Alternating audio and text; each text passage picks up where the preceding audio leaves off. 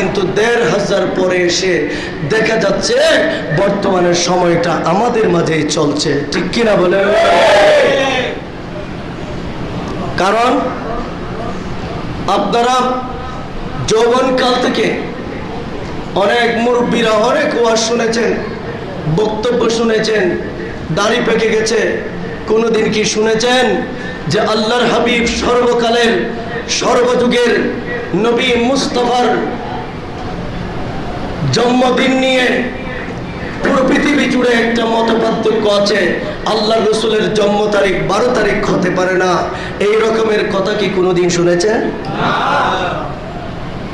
আপনারা নয়, আপনাদের বাপদাদার 14 গোষ্ঠী কেউ শুনে নাই। কিন্তু আজকে এই ফিতনার যুগে কঠিন সময়ে এসে আজকে ফেসবুকে বসে বসে, আজকে ইউটিউবে বসে বসে আজকে বক্তব্য দিচ্ছে যে 12ই রবিউল আউয়াল এটা সেই মানবতার দূত পেয়ারা নবী মুস্তাফার জন্ম তারিখ, এটা 12 তারিখ নয়, 12 তারিখ নয় বলে বক্তব্য দিয়ে আপনাদের মতো সরল প্রাণ মুসলমানদের কলমের মধ্যে তারা আঘাত হানছে, চুরচুর করছে। আসলে রাসূল পাকের জন্ম তারিখ 12 তারিখ নয় বলে এটা বলা উদ্দেশ্য নয়, একটি মাত্র উদ্দেশ্য তাদের কাছে, সেটা হলো পাকিস্তানের সরজমিন থেকে 1974 সালে আমার সৈয়দ মোহাম্মদ তৈয়ব শাহ কাবলা কাবা 300 জন মুজাহিদ নিয়ে চট্টগ্রাম শহরে আমার পেয়ারা নবী মুস্তাফার জশ্নে জুলুসে ঈদে মিলাদুন নবী সাল্লাল্লাহু আলাইহি ওয়াসাল্লামের বহর চালু করেছিলেন। আজকে 2023 সালে এসে পুরো বাংলাদেশে নয়, পুরো বিশ্বের জমিনে একটা রেকর্ড সৃষ্টি হয়েছে, 85 লক্ষ আশিক রাসূলের দল নেমেছে, ঠিক কিনা ভাইরা?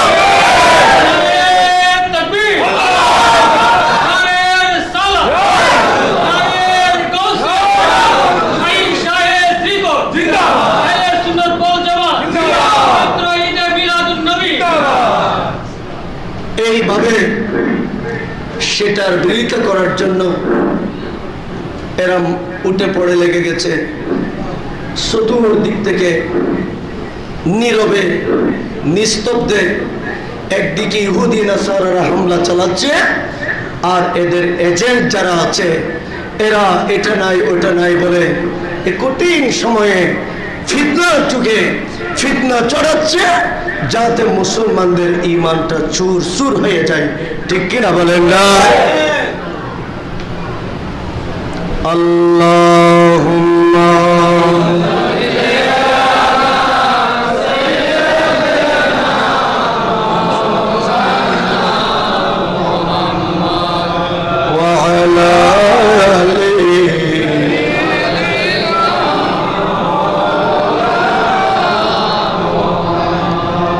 সামনে একটু সামনে আসলে ভালো হবে। মদিনার গোলামি মুর্শিদ মোরে, মদিনার গোলামি, মদিনার গোলামি মুর্শিদ মোরে, মদিনার গোলামি, মদিনার গোলামি সারা সঠিক ঈমান পেল তারা, মদিনার গোলামি সারা সঠিক ঈমান পেল তারা, ও ঈমান নসিব কইরা দে ও মুর্শিদ মোরে, মদিনার গোলামি আমায় দে, আর জুড়ে মদিনার গোলামি আমায় দে ও মুর্শিদ মোরে, মদিনার গোলামি আমায় দে। প্যারা হাজরি, আল্লাহর হাবিব উনি আমাদের জন্য বড় নিয়ামত হিসাবে পৃথিবীতে আগমন করলেন।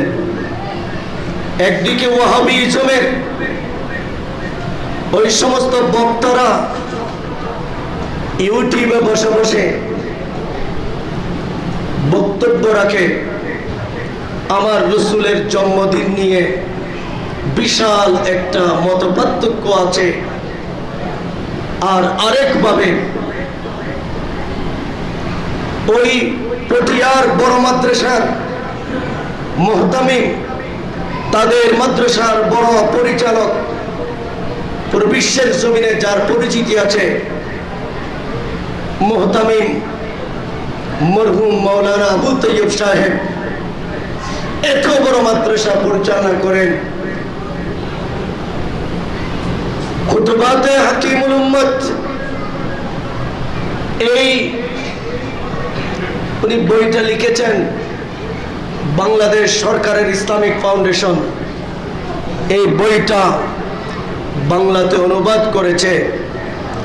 এখানে উনি আল্লাহর হাবিব সরকার কায়নাতের জন্মদিন নিয়ে আলোচনা করতে গিয়ে উনি লিখেছেন যে প্যারা রসুল সরকার কায়নাতের জন্মদিনে রবিউল আউয়ালের 12 তারিখ হায়াতুন নবী যেহেতু পৃথিবীর জমিনে আগমন করেছে, এই দিনটাকে স্মরণ করে জিকির আজকার করা, দান সদকা করা, জুলুস করা, দুরূদ শরীফ পড়া, এটা শুধু বেদাত নয়, এটা বরং প্যারা নবী মুস্তাফার উম্মতের জন্য বড় ইবাদত। কথাটা কি আমরা বলেছি না ওরা বলেছে? কিতাবের নামও বলা হয়েছে। তাহলে বোঝা যাচ্ছে পূর্বে ঠিকঠাক সব তাদের কিতাবে লেখা ছিল, শুধুমাত্র হিংসাবশত এই 2023 সন থেকে নতুন করে তারা আপডেট দিচ্ছে আল্লাহর রসুলের জন্মদিনের ব্যাপারে, বিভিন্ন কুমত প্রকাশ করছে। আল্লাহ এদের থেকে আমাদেরকে হেফাজত করুন বলে আমিন। আরো জোরে বলে আমিন। শাহ ওয়ালিউল্লাহ মুহাদ্দিস দেহলভী রহমাতুল্লাহি আলাইহি, ইনি জগৎ বিখ্যাত একজন মুহাদ্দিস। এই কথা আমরা বলি নাই, এই কথা বলেছে ওনারা। যার লিখুনি বড় বড় হাটহাজারী মাদ্রাসায় পড়ানো হয়, যার লিখুনি পটিয়ার বড় মাদ্রাসাতে পড়ানো হয়, তাদের সব প্রতিষ্ঠানগুলোতে শাহ ওয়ালিউল্লাহ মুহাদ্দিস দেহলভী আলাইহির রহমার কিতাব পড়ানো হয়। ওনার কিতাব না পড়লে একজন জাকি, মেধাবী, প্রজ্ঞাময় একজন আলেম হতে পারে না। ওনার কিতাবগুলি পড়তে হয়। উনি ওনার একটা কিতাব উনি লিখেছেন দুররুস সামিন ফি মুবাশশিরাতিন নবিয়্যিল আমিন।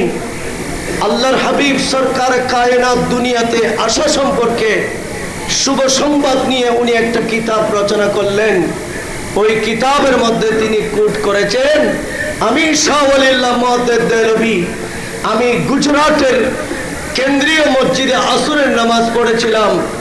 আসরের নামাজ পড়ে মাগরিবের ওয়াক্ত পর্যন্ত সময় যেটা আছে, ওই সময় আমি মসজিদে বসে একটু আল্লাহর ধ্যানে চক্ষু দুটা বন্ধ করে আমি একটু মুরাকাবায় ছিলাম, আমি আল্লাহর ধ্যানে মগ্ন ছিলাম। এমনই একটি মুহূর্তে আমি দেখতে পাচ্ছি মদিনাওয়ালা নবী সরকার মুস্তাফা গুজরাটের মসজিদে তশরিফ এনেছে। আরো জোরে বলেন না সুবহানাল্লাহ।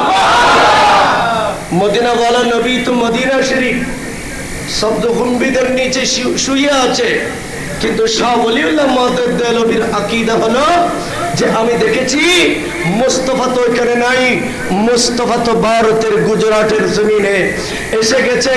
শুধু এসে গেছে তাই না, আমি এইভাবে ধ্যানমগ্ন অবস্থায় দেখতে পেলাম আমার প্যারা নবী মুস্তাফা সরকার কায়নাত আমাকে একটা সুন্দর চাদর দান করেছেন।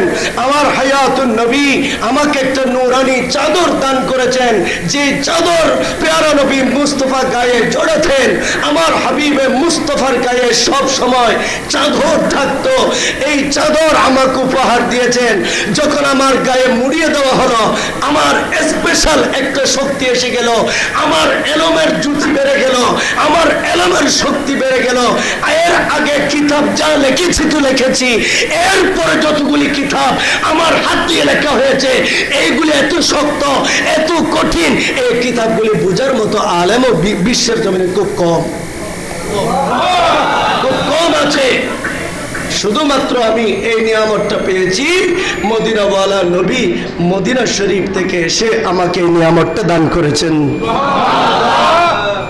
তাহলে তাদের আকীদা হলো নবীজি হাজির ও নাজির, আমার পেয়ারা নবী আশিকদের মজলিসে আসতে পারে। পারে কি পারে না? বলেন পারে কি পারে না? সত্যি যদি আশিক হয়ে থাকেন, আন-নবিয়্যু আওলা বিল মুমিনিনা মিন আনফুসিহিম, আল্লাহ পাক বলেছেন পেয়ারা রাসূল সরকারে কায়নাত আশিকদের জন্য তার জানের চেয়েও বেশি নিকটে। আমার রাসূল তার জানের চেয়েও বেশি নিকটে। ওই মাহবুবে খুদা সরকারে কায়নাত পৃথিবীর জমিনে উনি তশরিফ এনেছেন রবিউল আউয়াল শরীফে।